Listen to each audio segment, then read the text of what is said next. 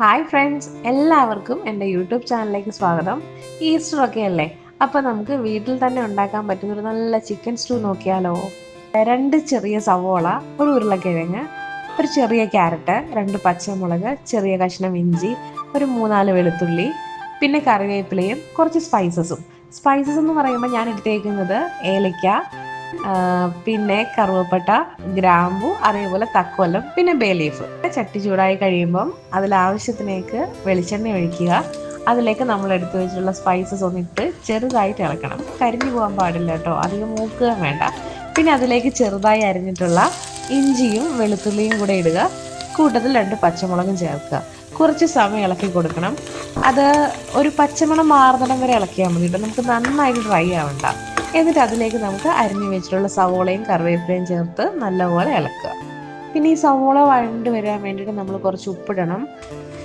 ഈ സവോളയില്ലേ അധികം golden colour ആവണ്ട കേട്ടോ, ചെറുതായി ഒന്ന് വഴണ്ട് വന്നാൽ മതി. എന്ന് വെച്ചാൽ സവോളയൊന്ന് വെന്ത് വന്നാൽ മതി. എന്നിട്ട് നമുക്ക് അതിലേക്ക് ചിക്കൻ ചേർത്ത് കൊടുക്കാം.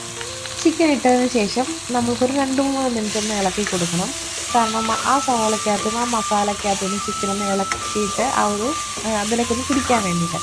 അതിനുശേഷം ചിക്കൻ ഒരു വെള്ള കളർ ആകുമ്പോഴേക്ക് നമുക്കതിലേക്ക് ഉരുളക്കിഴങ്ങും ക്യാരറ്റും ഇട്ട് കൊടുക്കാം. എല്ലാം കൂടി നല്ലപോലെ ഒന്ന് മിക്സ് ചെയ്ത് കൊടുക്കുക. എന്നിട്ടാണ് അതിലേക്ക് നമുക്ക് 2-ാം പാൽ ഒഴിച്ച് ചെറുതായിട്ടൊന്ന് ഇളക്കി കൊടുക്കാം.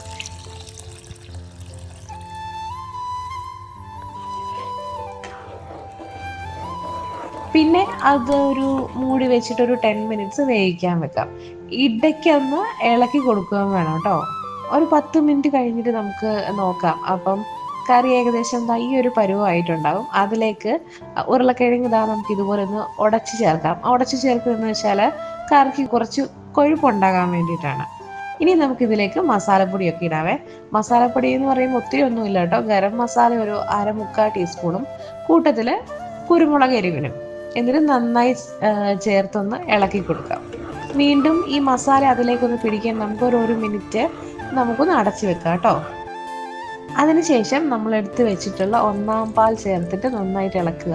ഇതൊന്ന് ചൂടായി വരാനേ പാടുള്ളൂ കേട്ടോ, നമ്മൾ തിളപ്പിക്കാൻ പാടില്ല. തിളപ്പിച്ച് കഴിഞ്ഞാൽ തേങ്ങാപ്പാൽ പിരിഞ്ഞു പോകും.